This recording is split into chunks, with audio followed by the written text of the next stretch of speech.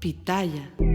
Claudia, porque ahora las mujeres son las que a lo mejor dan ese primer paso, que ya no se quedan calladas o no se quedan quizá en este matrimonio que no las hace felices? En la parte personal yo lo pensaba, que uno se casaba para toda la vida, pero resulta que nada es permanente. Amigos, bienvenidos una vez más a mi podcast, Ana Patricia Sin Filtro. Gracias por acompañarme en este nuevo episodio donde vamos a hablar sin filtro de un tema que yo creo que todos hemos pasado, ya sea por esta situación o nuestra familia lo hemos vivido, amigos, familiares, y que también muy comúnmente lo vemos en la farándula, en los artistas, los cantantes, actores, bueno, deportistas, ¿por qué no? Y el tema es el divorcio. Si bien el divorcio o también la separación se ha venido popularizando, y lo digo popularizando desde un punto de vista, no quiero decir que triste, pero es una realidad que cada vez lo vemos más a común, más a menudo.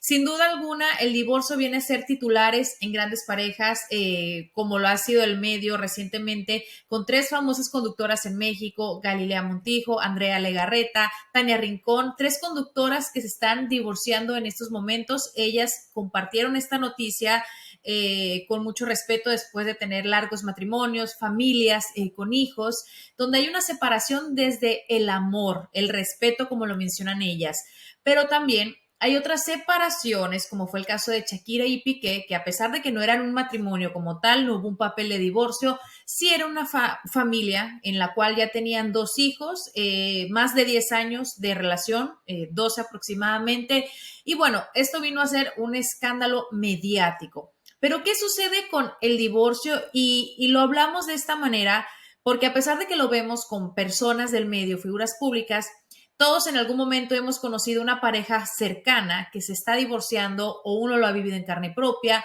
o alguien de su círculo, ¿no? Y desafortunadamente, como lo mencioné, es algo que está ocurriendo demasiado y cada vez más a menudo. Por eso el día de hoy me está acompañando una profesional. Ella es psicóloga en bienestar y felicidad. Ella es Claudia Ramírez, y te doy la bienvenida, Claudia, porque en este tema del divorcio tú nos vas a hablar ya sea del punto de vista como psicóloga, como profesional, pero también desde el punto de vista como mujer, como esposa, porque tú también atravesaste lo que es un divorcio. Claudia, bienvenida, ¿cómo te encuentras? Hola, muy bien, Ana, muy feliz, muy contenta de participar, de poder hablar de esta experiencia y también hablar de la parte profesional de cómo se aborda pues una separación y un divorcio. Y bueno, acá muy feliz desde Bogotá, Colombia. Bueno, te doy la bienvenida y bueno, gracias a todas aquellas personas que nos están escuchando. Y voy a comenzar ahora sí preguntándole a Claudia, la psicóloga, ¿qué sucede en la mente de una persona, de una pareja que está atravesando lo que es el divorcio o una separación de muchos años? Mentalmente, ¿qué ocurre en cada individuo? Claro que sí. Mentalmente hay una predisposición al afrontamiento de la situación que se está viviendo, y definitivamente hay consecuencias psicológicas bastante fuertes asociadas a aspectos negativos que afectan totalmente nuestra salud mental, y ahí es donde viene esa gran tormenta emocional que se puede experimentar pues incluso en depresión y en ansiedad, de acuerdo al abanico de emociones que la persona tenga para su autogestión. Claro, puede desencadenar tantísimas cosas, ¿no? Y obviamente cada relación es diferente, también las razones por las cuales se llega a esta decisión. Y ahora tú como Claudia, como mujer, quisiera saber también un poco más acerca de cómo fue tu proceso, también para poder entender, ¿no? Como este punto que nos vas a compartir hoy, tanto como de psicóloga como una mujer que ha pasado por ese proceso. Bueno, Ana, definitivamente da un poquito más de profesionalismo tener la experiencia personal del afrontamiento de una separación o un divorcio. Definitivamente yo estoy pasando por un proceso de divorcio en donde inicialmente el intercambio comunicacional fue muy tranquilo, pero a medida que pasa el tiempo se va viviendo con intensidad las fases del duelo. Todos vivimos fases del duelo totalmente diferentes dentro del espectro que se tiene que vivir el duelo, y definitivamente yo lo tomé como un beneficio personal, tener esa teoría, volverla práctica y experimentar todas esos abanicos emocionales que tengo y que tal vez empecé a revisar mi caja de herramientas. Bueno, ¿qué es lo que yo tengo para afrontar una separación, un divorcio en este momento? ¿Cuáles son mis fortalezas? ¿Cuáles son mis virtudes? ¿Cuál fue el tiempo que invertí en este matrimonio y con qué me voy y con qué me quedo? Entonces, pienso que empezar a reflexionar un poco sobre lo que vi, sobre lo negociable y no negociable, libera muchísimo esos sentimientos negativos y hace que empiece a trascender y a transitar por todo este proceso emocional. Claro, hablas también de fases de duelo, ¿no? Estas fases de duelo se comienzan a vivir durante el matrimonio, cuando ya quieres dar o te viene ese primer pensamiento de me quiero divorciar, porque también somos realistas, ¿no? Y el decir un día, ay, me quiero divorciar, no significa que realmente uno lo quiera hacer, sino de un día se levantó de mal humor o algo hizo el esposo que te quiere separar, pero esas son cosas como más cotidianas. Pero ya cuando realmente comienza ese sentimiento de me quiero separar, digamos, se comienza este proceso o estas fases de duelo. Sí, claro que sí. Inmediatamente la primera fase que todas las personas pasamos en algún momento de nuestra vida, sea por muerte, por separación o por cualquier otra fase, es ese estado de incredulidad o de shock, ¿no? Ese estado de shock en donde no lo puedo creer, ese estado de conmoción donde por qué, estado de negación.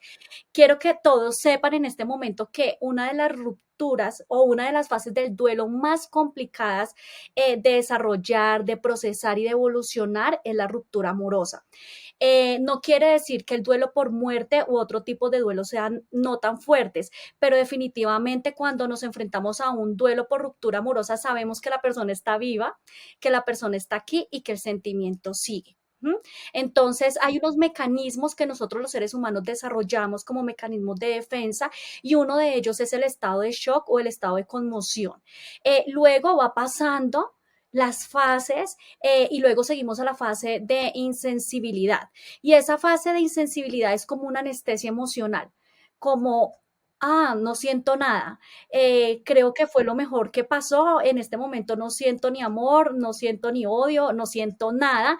Y esa es una sensación difícil de transitar porque la persona incluso piensa que está pasando la página, pero luego viene la siguiente fase, la fase de la tristeza. ¿Mm? Y en esa fase de la tristeza es muy sencillo llegar porque llegan muchos sentimientos en donde ya pasamos el shock, ya pasamos la conmoción, ya pasamos esas primeras veces de situaciones en ese poco tiempo y llega esa sensación de tristeza donde se nos vuelve recuerdo todo. Después de esta fase viene la fase de miedo y la pude experimentar totalmente en mi vida personal cuando me enfrenté a esa separación y viene la fase del miedo, de la angustia, de la incertidumbre de estar en lo desconocido, como así que duré tantos años casada y ahora ya no estoy casada y ahora qué es de mí. Entonces es muy frecuente en las personas que se puedan exponer a ese miedo, a esa tristeza, a esa como desazón, como no me hallo en ningún sitio y esa ansiedad por el futuro, ¿verdad? Entonces, ahí esos trámites de divorcio, de separación, tener como información de esa pareja como ya no está conmigo, pero ahora está con otra persona o ahora qué está haciendo. Llega como una serie de consecuencias que nosotros tal vez no la teníamos contempladas y llega la gente tal vez a decirnos, mira, está en esto, mira, está en lo otro y ahora tú cómo te sientes. Entonces hay como ese globito de miedo, de angustia. Luego sigue la parte de la ira, que es tal vez donde he estado transitando nuestra querida Shakira, y esta parte de la ira, esta parte de la ira es donde se vive como si fuera un ataque personal. ¿m? Como que acá hubo una injusticia porque esta persona me hace esto y empezamos a desarrollar talentos y dones ocultos, o tal vez ser más exitosos en alguna cosa, descubrir nuevas posibilidades en nuestra vida, verbalizar esos esfuerzos, esos sacrificios que nosotros hicimos tal vez por la relación de pareja y que no fueron valorados. Y acá es donde entra esa ira profunda y la invitación acá es sí o sí a perdonar lo imperdonable. ¿Mm? Ya vamos a terminar, luego sigue la otra fase, mi querida Ana, y es la fase de la sensación de descontrol, la necesidad de salir, la necesidad de voy a volverme más bonita, voy a ponerme algo por acá, voy a estar Ir al físicamente bien, gym. ir al gym, exactamente. Tenemos todavía la sensación de enfado, ¿verdad? Pero nos mueve muchísimo esa rabia, nos mueve muchísimo a impulsarlo positivamente en nosotros mismos, a desarrollar esa fase de autocontrol, a alimentar esa autoestima destruida, porque es una mentira si la persona, tanto la víctima como el que provoca el divorcio, la separación, dice que no afectó su autoestima, realmente sí la afectó. Luego llega la fase de nostalgia, en donde es un poco parecido a la tristeza, pero en esa fase de nostalgia ya no es tan fuerte, sino que hay yo tenía una pareja, ya no la tengo, es como la falta de compañía, como esa parte melancólica tal vez, y también aislarse un poquito de la gente, a estar solo, a llegar a tener momentos de autorreflexión. Después de eso llega el momento de serenidad, me siento tranquila. Necesito estar bien, retomar contacto social, las situaciones o los lugares que tal vez estábamos con alguna persona ya no los evitamos, más bien los pasamos, ¿cierto? Aparecen momentos nostálgicos, pero los asumimos con serenidad y luego llega la parte de la aceptación, que es a lo que todos merecemos llegar, la parte de aceptación, un estado positivo animado, chévere, donde empezamos a considerar que esas personas que llegaron a nuestra vida fueron maestros, maestros y agradecidos porque nos enseñaron y nos enseñaron a conocernos mejor. Esas son Claudia, las... muy interesante. ¿Cuántas fases? Yo perdí la cuenta, pero sin embargo, yo creo que cada Nueve. una de ellas, 9 fases, mira, como 9 meses de embarazo, haz de cuenta. Pero ojalá, ¿no? Tuviéramos como ese tiempo determinado, porque independientemente de una separación, divorcio, una ruptura, yo creo que todos en algún momento hemos pasado por cada una de estas etapas. Llámese un matrimonio de muchos años, pocos años, noviazgo, alguna relación amorosa. Ahora, el tiempo de cada una de esas fases, me imagino que depende de cada persona, ¿no? O el tiempo que también uno se quede también pensando en eso o haga algo para salir adelante en una ruptura. Claro que sí, depende de cada persona. No depende tanto del tiempo, sino lo que hagas con ese tiempo. ¿M? Depende de esos valores, de esa gestión emocional y sobre todo, la forma de comunicación con nosotros mismos y con nuestro exterior. Entonces, eso depende más bien de la persona. Lo que sí puedo decir teóricamente es que normalmente una fase del duelo por ruptura dura de 6 meses a 2 años. Y eso ya depende de las cargas de la persona, de cómo le fue en el matrimonio, qué tan arrepentido, cuál fue el motivo de la ruptura, cuál fue el motivo de la separación, cómo está el proceso del divorcio. Entonces depende básicamente de eso. Claro, hablas de 6 a 2 años. Sin embargo, y te quiero preguntar, pueden haber personas que pasan ese proceso de duelo estando junto con la persona. O sea, no significa que se separan y va a tomar todo ese tiempo de proceso porque quizá ya ellos se separaron sentimentalmente o amorosamente mucho antes y estando unidos. Claro, claro que sí. Y hay algo muy particular que me dice algunos pacientes y me dicen, doctora, yo siento que el proceso del duelo por separación lo he empezado antes de separarme. ¿M? Y cuando me voy a la parte personal y empiezo a pensar, claro, a mí me gusta escuchar mucho música y yo empezaba a escuchar música en donde me decía que tal vez las cosas no iban a seguir y que iban a terminar. Entonces, fíjate que nosotros los seres humanos tenemos una parte inconsciente y una parte muy consciente, pero a veces obviamos la parte inconsciente y la parte inconsciente nos está diciendo, oiga, por acá no es. ¿Quiere arreglar esto? Empiece a gestionar el amor. Y si no, mire cómo va cayendo las cosas, pero uno lo va sintiendo. Eso se va sintiendo y definitivamente el duelo anticipado sí existe.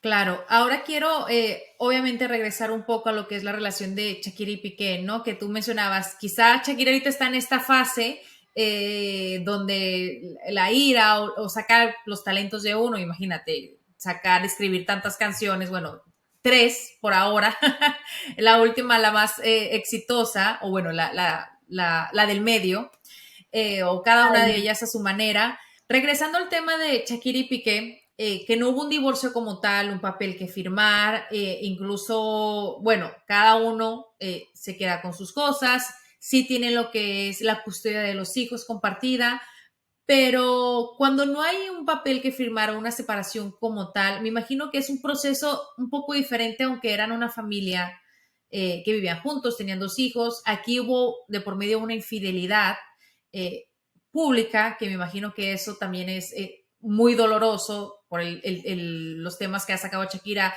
Tú mencionas en la fase en la que ella está, pero quizá este proceso de separación ellos lo vivieron mucho antes. Nosotros obviamente como público no podemos enterarnos de todo, simplemente lo que sale en las noticias son entretenimiento, pero desde tu punto de vista como psicóloga y profesional en ese tema, tú puedes darte cuenta cuando una pareja ya ha comenzado un proceso de separación, aunque nosotros lo sigamos viendo juntos. Claro, claro que sí. Digamos que como psicólogos tenemos la virtud de hacer lecturas emocionales. ¿M? Y esas lecturas emocionales, aquí claramente se puede ver que son unos factores que inciden y que son definitorios para el momento de una separación o la venida de una inminente separación. Entonces, acá hay como una cadena de acontecimientos, del estrés, de la falta de comunicación, tal vez que de pronto se veía analizando un poco la situación de ellos, se podía ver digamos, algunos gestos cuando ellos estaban en público, donde ella es muy jovial, pues, y él la limitaba un poco y le decía detente, y creo que muchísimas personas que la seguimos a ella desde hace muchísimos años podíamos ver como esa clase de actitudes y como tal vez esa desconexión que había. Claro, ahora voy con esta información que me parece sumamente interesante y es que un estudio dirigido por la Asociación Americana de Sociología determinó que casi el 70% de los divorcios son iniciados por mujeres y el porcentaje de mujeres estadounidenses con educación universitaria que iniciaron el divorcio es aún mayor. Claudia, porque ahora las mujeres son las que a lo mejor dan ese primer paso, que ya no se quedan calladas o no se quedan quizá en este matrimonio que no las hace felices, porque me imagino que estos porcentajes en otros años o en épocas quizá de nuestros abuelos o bisabuelos, me imagino que las cifras no eran ni siquiera una mínima parte de esto. Claro, Ana, mira, las mujeres ahora, digamos en estos tiempos, como lo veníamos hablando, saben que lo negociable y no negociable en su vida. Y esto les lleva a tomar decisiones en donde realmente cuando se sienten amenazadas, pues empiezan a encaminar su propósito de vida. ¿Y esto por qué pasa? Porque claramente existen mujeres no más o menos inteligentes, pero sí con mayores probabilidades o posibilidades de estudio, y cuando hay posibilidades de estudio, se crea como un proceso de independencia, de autoconocimiento, y cuando el conocimiento está da poder. Y cuando hay poder, las mujeres buscamos herramientas de autogestión. El poder me refiero como a ese proceso de inteligencia que nosotros podemos acudir y podemos empezar a ver dentro de ese abanico de posibilidades o esa caja de herramientas qué me sirve, qué tengo, qué no tengo. Y pues bueno, si digamos está en la decisión de nosotros y no nos sentimos cómodas o no se sienten muy bien en el proceso que se está llevando dentro de un matrimonio, pues simplemente se toman decisiones. Antes tal vez las decisiones tenían como ese sentido de involucrar la parte económica y esa dependencia que tal vez las mujeres en este momento ya no la tenemos, porque no es solamente dependencia y apego de amor, sino como ese proceso de dependencia económica. Entonces, digamos, si hay una persona la que está sufriendo o ha sido víctima de maltrato psicológico, pues simplemente ya no estoy. Maltrato económico, simplemente ya no estoy por acá y sigo mi camino. Entonces, digamos que esos son los porcentajes que realmente han sido estudiados y se elevan cada día más porque la mujer tiene voz. Y bueno, y sobre todo, volviendo un poco al tema de Shakira, Shakira le dio voz a todas esas mujeres que gritaban silenciosamente esos procesos que estaban viviendo, y fácilmente puedo ver por las redes sociales o por TikTok que hay muchas mujeres que están en sus matrimonios y pueden que estén muy felices, pero también están concentradas apoyando a esas otras mujeres, y esto nos habla muy bien de la sororidad que tenemos entre nosotras. Claro, por supuesto, Claudia. Y quiero citar, obviamente, también a otra famosa, muy conocida, muy popular, que amorosamente conocemos mucho también de su vida y obviamente hemos hablado acerca de ella y respecto a eso también aquí en mi podcast, y es Jennifer López, que se ha casado en muchas ocasiones. Pero vuelvo y repito, no es que sea cosa de famosos, obviamente ellos que están en el ojo público, nosotros como espectadores nos damos cuenta, pero yo creo que también todos hemos conocido, o al menos yo he conocido a hombres o mujeres que se han casado 3, 4 veces, 5 veces. Entonces, ya ahora también vemos un patrón aquí, Claudia, y no sé qué, no quiero preguntar si tan sano o recomendable es que si no funciona un matrimonio, te divorcias y te vuelves a casar. 3, 4, 5 matrimonios. ¿Hay algo que realmente está mal en uno o digamos que no hay un número que uno diga, ah, no, es que ya después de tantas veces, ¿para qué se vuelve a casar? Claro que sí. Pienso que los seres humanos estamos en un momento donde le apostamos al amor. ¿M? Y volvemos y creemos en el amor. ¿M? Entonces es reconsiderar cómo el ser humano empieza a reconstruir esa persona lastimada, lesionada, y empieza a volver a creer en esa posibilidad de experimentar esas sensaciones que son tan chéveres, que son tan buenas para el ser humano, y le apuesta al amor. También pienso que culturalmente el proceso del matrimonio antes tal vez se veía que cuando uno se casaba para toda la vida. En la parte personal yo lo pensaba, que uno se casaba para toda la vida, pero resulta que nada es permanente. Todo es transitorio. Entonces es bien importante considerar eso, que aquí en este momento, en el aquí y el ahora, viviendo el presente, le apostamos es a vivir el amor realmente, y creo que algunas personas no se cansan. Claro. Ahora, Claudia, para cerrar, ¿no? Ya con este tema y finalizar, hay un mal chiste que escuchamos que dice, la causa número uno de divorcios es el matrimonio. El matrimonio como tal, ¿no? Casarse, unirse con otra persona. Ahora, tú como psicóloga y al haber pasado esto, y me imagino que también hay estudios al respecto, ¿hay alguna edad adecuada o ideal o alguna circunstancia, digamos, por no mencionar económica, sino más que todo emocional, para casarte o unir tu vida con una persona? Bueno, en la parte profesional y teórica, normalmente se habla donde se tiene una madurez intelectual y emocional. Y esa madurez intelectual y emocional va de acuerdo a unas edades o unos estándares en edades que son de los 30 a los 40. Si me preguntas un poco, Ana, personalmente, yo pienso que a partir de los 40. Yo pienso que a partir de los 40 es una edad ideal para casarse, porque las personas saben qué es lo que quiere y no quieren. Han experimentado un abanico de emociones en donde saben que lo negociable y no negociable para la vida.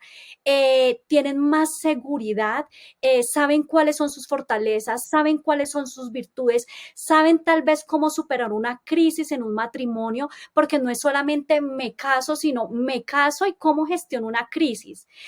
Normalmente los hombres lamentablemente ellos tienen una crisis a los 40 años bastante fuerte, en donde si no tienen una gestión emocional, donde no tienen una preparación psicológica, donde no hay una madurez emocional, donde no hay factores como la espiritualidad, el tema económico, pues simplemente se vienen las cosas para abajo. Pienso que los 40 años es una edad justa para poder casarse y me preguntarás, bueno, ¿y qué pasa con el reloj biológico de la mujer? El reloj biológico de la mujer es un reloj donde nosotros podemos manejar de acuerdo a la alimentación, al ejercicio, a los factores culturales y hablaba hace poquito ese tema, estaba haciendo mi magíster en España, en donde mis compañeras me expresaban que a los 40 años era la edad inicial y yo no lo entendía por mi pensamiento latino. Y a esa era la edad donde normalmente se podían tener hijos y no pasaba nada. Entonces, pienso que corrobora mucho la forma del pensamiento que yo tengo en este momento para poder llegar a un feliz matrimonio. Claro, muy interesante, Claudia. Yo creo que muchas personas a lo mejor dirán 40 años, pero qué locura. Pero sin embargo, escucho perfectamente como lo hablas teóricamente y basado en los estudios y ciertamente es una realidad. Yo creo que no hubiera tantos divorcios, tantas personas o parejas infelices y bueno, una mejor familia, una mejor unión más saludable. Ahora, también siento que hay una presión social muy importante, como lo mencionaste, de parte de nosotros como latinos, de que uno puede tener 25 años y te dicen, ay, ya se te está pasando el tren o te estás quedando para vestir santos, ¿no? Entonces, ¿dónde quedan los sueños también de uno de realizarse en diferentes áreas? Entonces, yo creo que también a eso hay que poner un alto o cuántas personas también una mujer a los 30, 35 años aún no ha tenido hijos y esa pregunta constante, ¿y cuándo vas a ser mamá? Entonces siento que todavía estamos en una época donde estamos atrasados, digamos, en ese aspecto y seguimos juzgando y preguntando a aquellas personas que no se ha llegado a realizar quizá como esposa, como madre, pero quizá las metas y no nomás de las mujeres, sino también de los hombres también en estos tiempos son muy distintas. Así que bueno, con esto, Claudia, te doy las gracias por compartirnos tu experiencia y en tanto en tu profesión como psicóloga, sino también en tu vida como persona y al haber pasado también lo que es un divorcio. Así que gracias por tu testimonio de ambos lados, tanto profesional como personal. Gracias, Ana, por la oportunidad. Pienso que nosotros, los seres humanos, estamos dispuestos a vivir cualquier tipo de fase sin hacerle daño a la gente. Y lo más importante es que sepamos que todas las personas tenemos derecho a vivir tranquilamente y en paz. Que no se nos olvide que la vida valga la pena ser vivida. Amigos, muchísimas gracias por acompañarnos en este episodio. Ya saben que pueden compartirlo a través de sus redes sociales con más personas a las cuales les pueda ayudar esta información a través de Claudia. Así que ya saben, los espero un miércoles más aquí en Ana Patricia Sin Filtro.